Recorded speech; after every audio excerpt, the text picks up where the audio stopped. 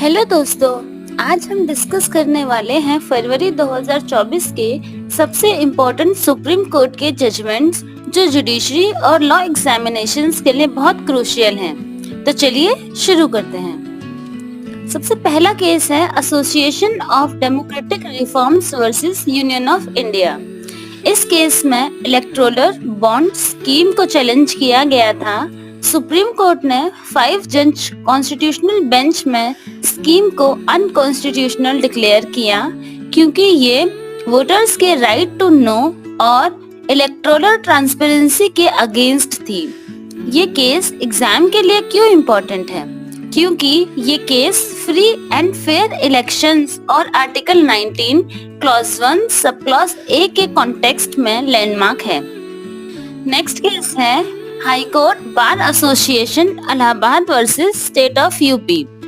यहाँ इशू था कि हाई कोर्ट के दिए गए स्टे ऑर्डर क्या 6 महीने बाद ऑटोमेटिकली लैप्स हो जाते हैं। सुप्रीम कोर्ट ने क्लियर किया कि स्टे ऑर्डर्स तब तक वैलिड रहेगा जब तक कोर्ट उन्हें स्पेसिफिकली वेकेट या मॉडिफाई ना करे।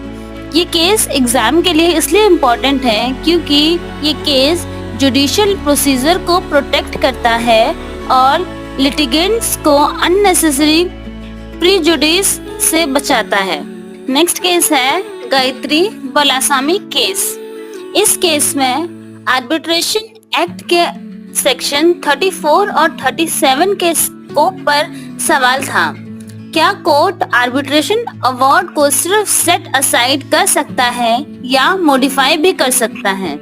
सुप्रीम कोर्ट ने मेजॉरिटी 4.1 में कहा कि कोर्ट लिमिटेड एक्सटेंट तक आर्बिट्रल अवार्ड्स को मॉडिफाई कर सकता है, जैसे पोस्ट अवार्ड्स इंटरेस्ट। ये केस एग्जाम के लिए इसलिए इम्पोर्टेंट है क्योंकि ये judicial intervention in arbitration clarify करता है। नेक्स्ट केस है नरेश चंद्र अग्रवाल वर्सेस ICAI। यहाँ चार्टर्ड अकाउंटेंट के rule 9 clause 3 sub clause B को चैलेंज किया गया था कि ये रूल मेकिंग पावर के बाहर है। सुप्रीम कोर्ट ने रूल को वैलिड माना और कहा कि ये एक्ट के पर्पस के साथ कंसिस्टेंट है। ये केस एग्जाम के लिए इसलिए इम्पोर्टेंट है क्योंकि प्रोफेशनल रेगुलेशन और लेजिस्लेटिव कॉम्पिटेंसी का क्लियर एग्जाम्पल है। नेक्स्ट केस है AMU minority status and SC/ST सब क्लासिफिकेशन। फरवरी 2024 में सुप्रीम कोर्ट ने 7 जज बेंचेस के सामने 2 बहुत बड़े कॉन्स्टिट्यूशनल इश्यूज सुने।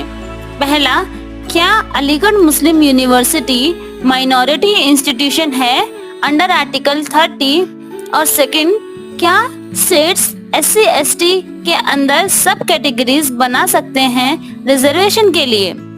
जजमेंट अभी रिजर्व्ड है, लेकिन एग्जाम पॉइंट से ये मैटर बहुत इम्पोर्टेंट है क्योंकि ये डायरेक्ट माइनॉरिटी राइट्स और अफर्मेटिव एक्शन पर इम्पैक्ट डालेंगे। नेक्स्ट है इंस्टीट्यूशनल डेवलपमेंट। फरवरी 2024 एक एक्टिव मंथ था कॉन्स्टिट्यूशनल बेंचेस के लिए। 3 कॉन्स्टिट्यूशन बेंच मैटर सुने गए।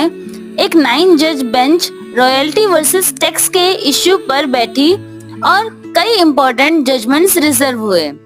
एग्जाम पॉइंट के लिए ये इसलिए इम्पोर्टेंट है क्योंकि ये दिखाता है कि 2024 में कोर्ट कॉन्स्टिट्यूशनल क्वेश्चंस पर ज्यादा फोकस रही है। तो फ्रेंड्स, ये थे फरवरी 2024 के सुप्रीम कोर्ट के सबसे इम्पोर्टेंट जजमेंट्स और डेवलपमेंट्स। जुडिशरी और अदर लॉ एग्जाम प्रिपरेशन के लिए ऐसे ही मंथली अपडेट्स के लिए चैनल को सब्सक्राइब करना ना भूलें।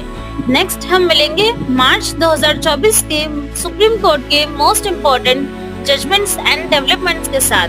तब तक के लिए अपना ख्याल रखिए and thanks for watching. Channel को लाइक एंड सब्सक्राइब करना ना भूलें।